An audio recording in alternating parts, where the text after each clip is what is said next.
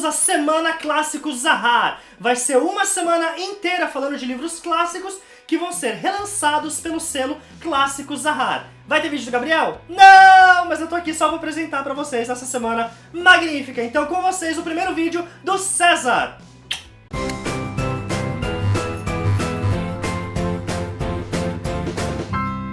Nesse vídeo eu vou falar sobre a edição comentada e ilustrada de Contos de Fada. Essa edição, belamente executada pela editora Zahar, com capa dura, com um capricho gigantesco em termos de impressão, a escolha das ilustrações e etc., traz uma coletânea, uma seleção de contos de fada tradicionais em suas versões mais consagradas. Vou falar um pouquinho sobre isso também, é uma coisa muito interessante, mas o livro, além de incluir contos tradicionais como Chapeuzinho Vermelho, Cinderela, Rapunzel, também traz algumas coisas que a gente não ouviu falar tanto ou não conhece com tanta profundidade. E além disso, tem também comentários sobre, por exemplo, outras versões. Então, a Chapeuzinho Vermelho também é conhecida como a História da Velha em algumas outras coletâneas. Então ele também traz isso como apêndice e isso é muito bacana. O livro começa com uma introdução de Maria Tatar, que é uma especialista da Universidade de Cambridge, Massachusetts, nos Estados Unidos, e que vai indicar um pouco sobre o fascínio que os contos de fada exercem sobre a humanidade ao longo do tempo, as diversas interpretações que esses contos foram ganhando ao longo da história e da literatura, e serve muito bem para você já entrar nos contos com um pouco essa energia. É claro que fica uma observação interessante. É possível você ler o livro simplesmente lendo as histórias em suas versões consagradas, sem prestar atenção nas notas de rodapé, nessas explicações, nesses apêndices em que você lê de novo a história em outra versão e etc. É claro que dá para fazer isso, especialmente se você vai usar esse livro, por exemplo, para contar a história para uma criança. Mas eu particularmente tenho uma ideia muito interessante de ser um explorador dos contos, e na medida que você vai lendo as notas, você fica a par de uma série de informações que podem parecer bobas assim, mas que te trazem um pouco do contexto histórico, quando que essa história foi recolhida, ela foi recolhida ou foi, por exemplo, o cara foi lá e ouviu os camponeses contando essas histórias, ou ele mesmo escreveu. Então tem alguns dos compiladores, alguns dos autores que tem uma questão mais forte de autoria, como Hans Christian Andersen, por exemplo. Os irmãos Grimm já tem uma pegada mais de ir lá e coletar a história. Mas no final do livro também tem uma biografia de cada um desses autores e ele vai questionar essa própria ideia. Então, por exemplo, dizia-se antigamente que os irmãos Grimm tinham coletado, ido lá e ouvido as histórias tradicionais, mas uma série de pesquisadores mais recentes começam a ver que eles na verdade tinham uma série de fontes escritas, pessoas que mandavam já textos escritos, e que essa coisa de que eles iam lá, sentavam com um velhinho e ficavam ouvindo o que ele tinha para dizer é um pouco lenda também. Então é legal você entrar em contato com isso. E também é interessante a própria ideia que na própria contracapa do livro tem escrito assim: este belo livro traz as mais famosas histórias infantis em suas versões originais, sem adaptações, numa edição imperdível para bibliotecas, escolas e para você. E de fato, são versões muito antigas e tal, mas a ideia de original, o próprio livro questiona isso, porque quando ele vai mostrando a biografia dos autores, vai dizendo que eles recolheram isso de um outro período, entre outras coisas que contextualizam essa ideia. Fora isso, tem também um outro fator. O autor mais antigo de todos aqui é o Perrault, Charles Perrault, que é de 1600 e alguma coisa. Então também quando você fala assim, nossa, são contos de fada ancestrais, os irmãos Grimm, o Hans Christian Andersen, a maioria deles é de 1800 e alguma coisa, século XIX. Então também não tá... século XIX. Então assim, também não é uma coisa assim, nossa, foi escrito lá na época de Cristo. Não, é uma coisa muito mais recente, essa própria ideia de original, essa palavra original, a palavra autoria também não tinha a mesma força que tem hoje. E é legal quando você lê com as notas de rodapé, prestando atenção nesses outros detalhes, que você vai entrar em contato com isso. Então acaba sendo uma espécie de estudo histórico literário, e é muito gostoso porque é um jeito leve de se aproximar disso. Dentre as muitas histórias presentes no livro, algumas que me chamam a atenção são tradicionais, como por exemplo a história da Chapeuzinho Vermelho, que além de ter aqui a versão recolhida pelos irmãos Grimm, também tem uma versão anterior que está nos apêndices aqui, a História da Velha, e que fala um pouco sobre uma espécie de ritual de passagem da menina para uma mulher adulta. Então, nessa História da Velha, por exemplo, fique atento, a Chapeuzinho bebe o sangue da avó, o lobo mata a avó e ele coloca o sangue e um pedaço de carne assim da avó na despensa, e a Chapeuzinho fala, eu tô com fome, ela fala, não, então come essa carne aí, eu tô com sede, fala, então bebe esse vinho aí, e é a carne e o sangue da avó, e isso é interpretado por alguns estudiosos como a ideia de assumir a identidade da mulher da casa, vamos dizer assim. Então a velha passou e agora é a vez dela de fazer isso. Então tem esses contos tradicionais, e aí você consegue dar uma olhada, tem a Rapunzel, tem a Bela Adormecida, a própria Bela e a Fera e tal, que são tradicionais, que é muito legal de entrar em contato.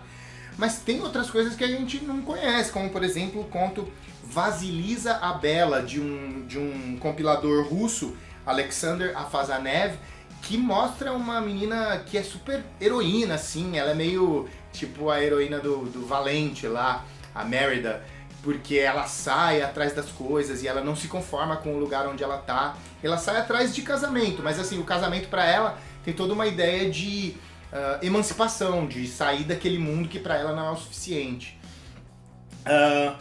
Um outro que eu não conhecia, por exemplo, do Charles Perrault, é o Pele de Asno, que também tem uma princesa que se disfarça com essa pele de asno, que faz com que as pessoas achem que ela é repugnante, e ela passa por uma série de desventuras interessantes. Fora os tradicionais, como por exemplo A Pequena Sereia, O Patinho Feio, enfim, tem muita coisa legal. Contos tristes, contos aventurescos, contos aterrorizantes. Entre os contos assustadores, tem um deles chamado O Pé de Zimbro, coletado pelo Philip Otto Runge, e esse conto é conhecido também pelo outro nome dele, que é Minha Mãe Me Matou, O Meu Pai Me Comeu. Nesse conto, bastante aterrorizante, com cenas de decapitação e um monte de outras coisas, a mãe do garoto mata ele e prepara o corpo dele num jantar e oferece pro marido.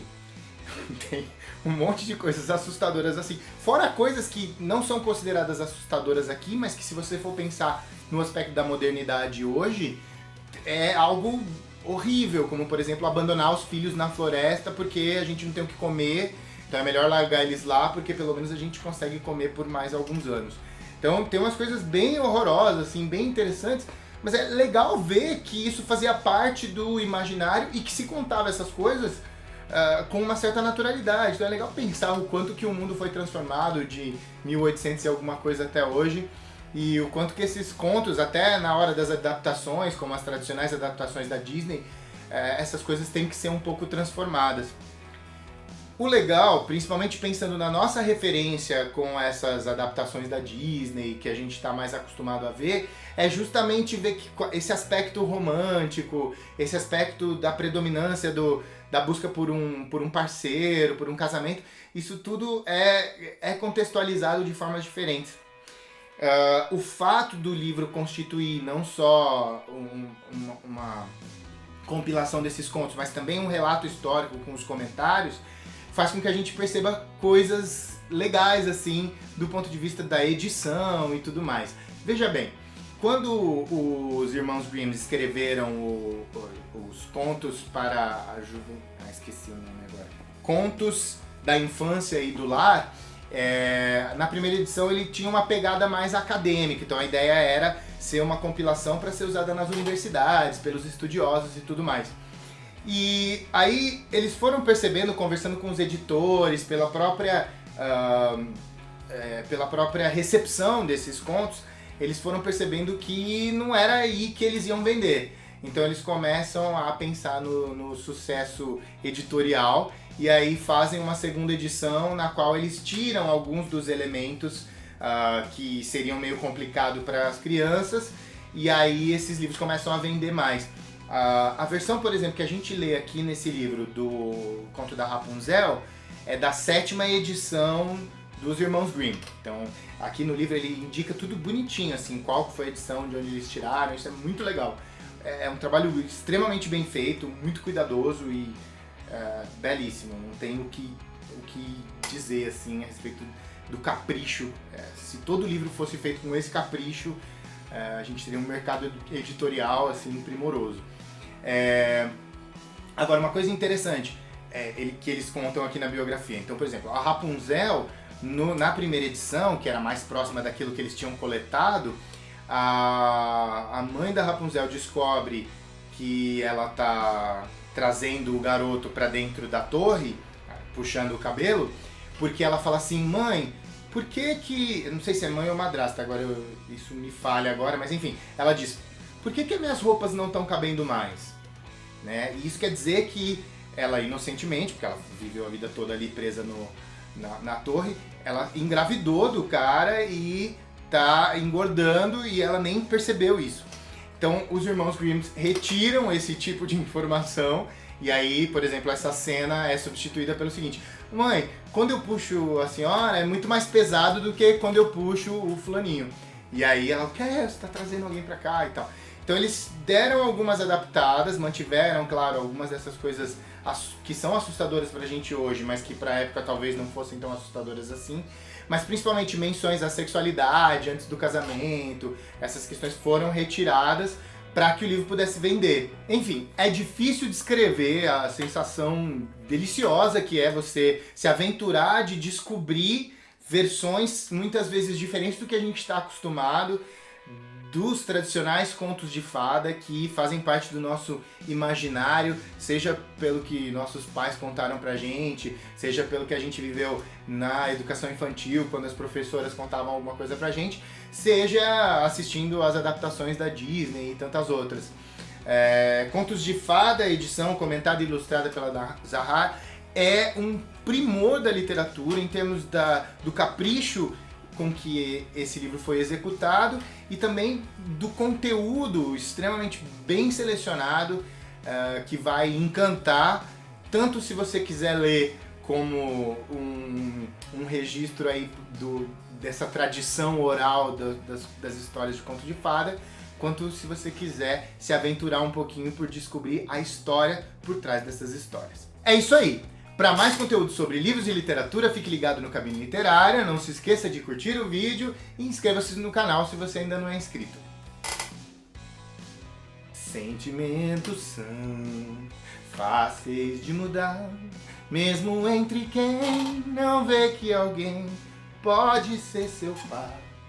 Basta um olhar que o outro não espera para assustar e até perturbar mesmo a velha fé.